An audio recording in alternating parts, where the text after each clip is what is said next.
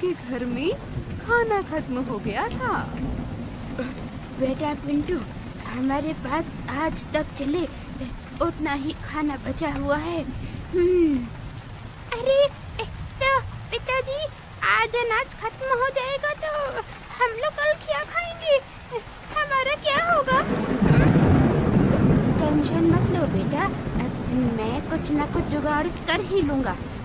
ऐसा बोलकर दोनों बाप बेटे बचा हुआ अनाज खाने लगते हैं और थोड़ी देर सुंदरपुर जंगल में कई दिनों से बहुत तेज बारिश हो रही थी।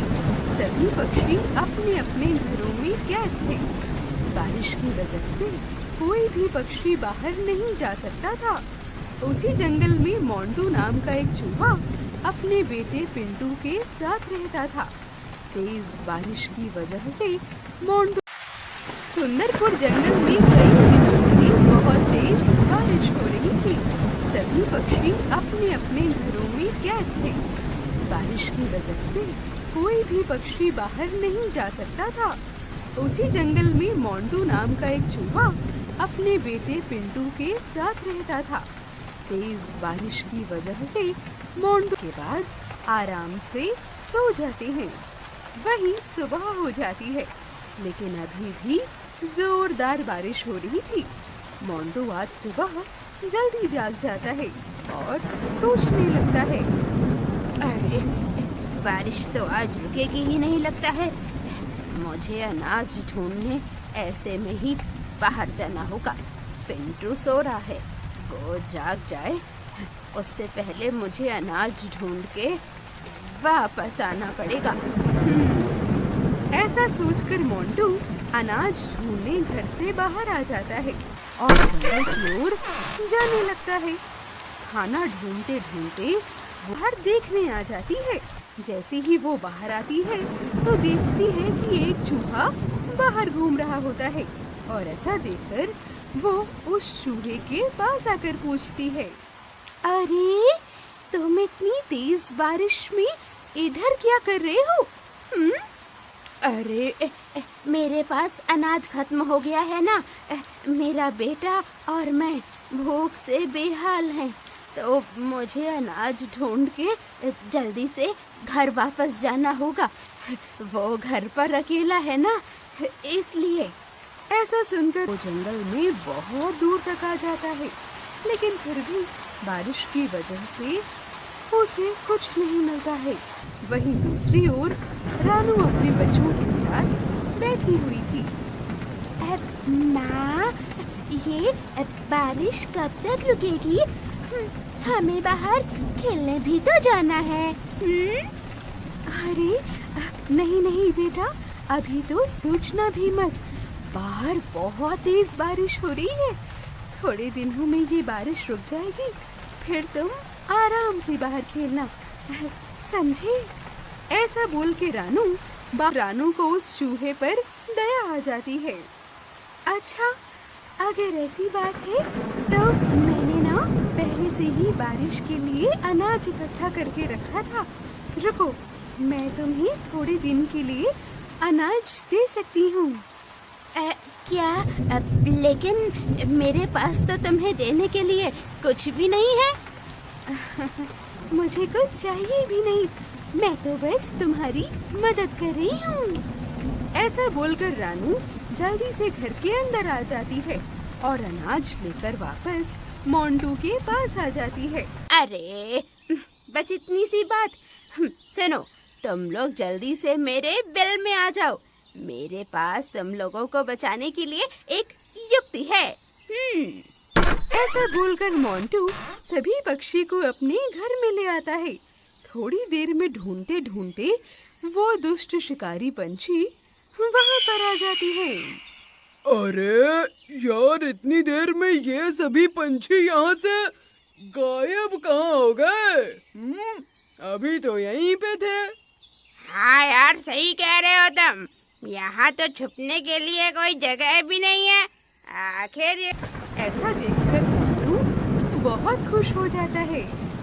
अरे तुम तो कितनी अच्छी हो, तुम्हारा बहुत बहुत धन्यवाद।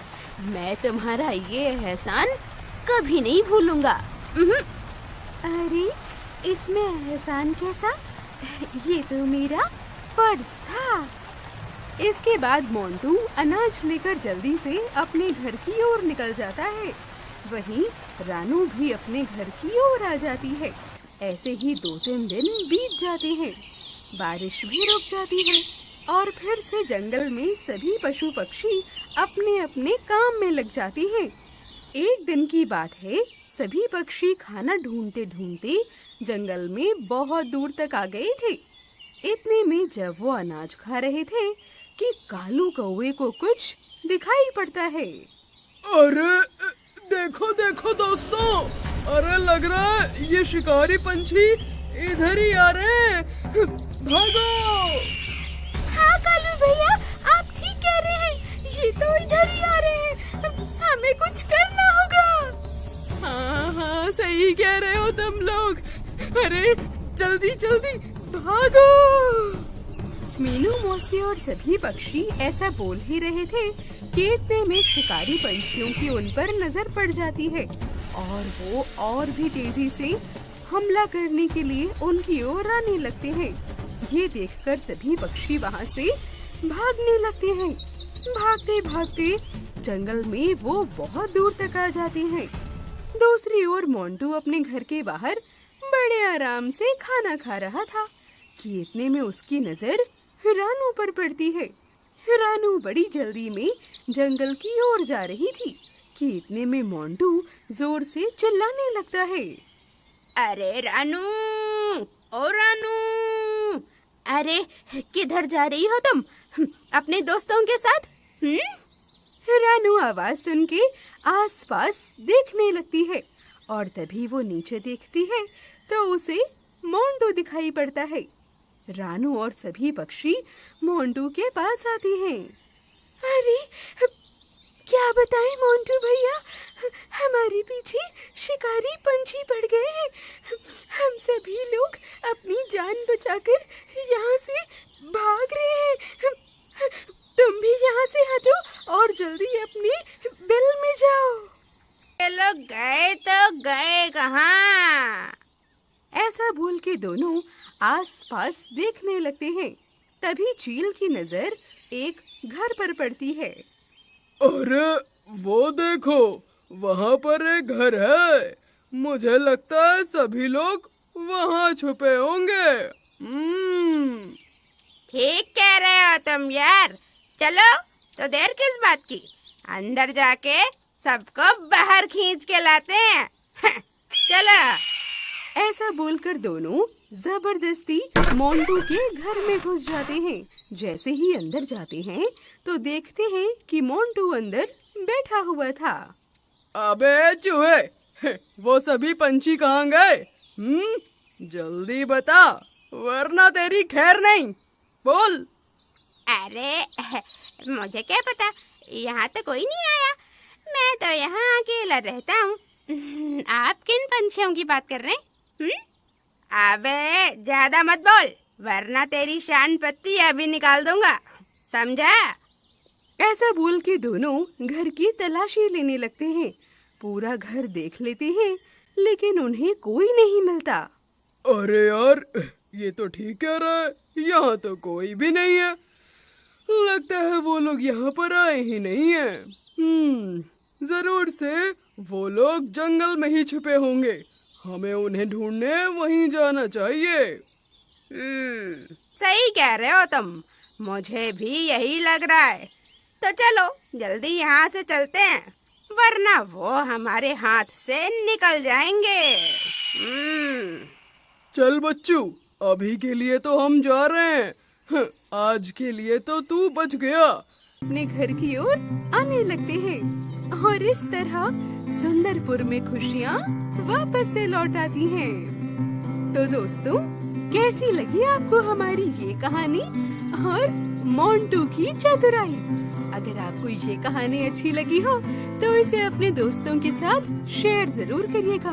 इस वीडियो को लाइक कीजिएगा और आगे की कहानियों के लिए हमारे चैनल को सब्सक्राइब और बेल आइकन दबाना तो बिल्कुल मत भूलिएगा। मैं आपसे मिलूंगी अगले वीडियो में किसी नई कहानी नई सीख के साथ। तब तक के लिए बाय बाय। लेकिन अगर कहीं वो लोग यहाँ मिल जाते तो मार मार कर तेरा कीमा बना डालता मैं, समझा? ऐसा बोलकर दोनों मोंटू के घर से बाहर आ जाते हैं। जैसे ही दोनों जंगल में दूर चले जाते हैं तो मोंटू तुरंत खुर्शी हटा देता है। दरअसल मोंटू ने बड़ी चालाकी से सभी पंछियों और अपने बच्चे को अपने घर के बनाए हुए खुफिया कमरे में छिपा दिया था। सभी पंछी वहां पर जाकर बैठ जाते हैं। जैसे ही शिकारी पंछी बाहर आते हैं तो मोंटू सभी को बाहर बुला लेता है और बड़ी चालाकी से सभी को बचा लेता है।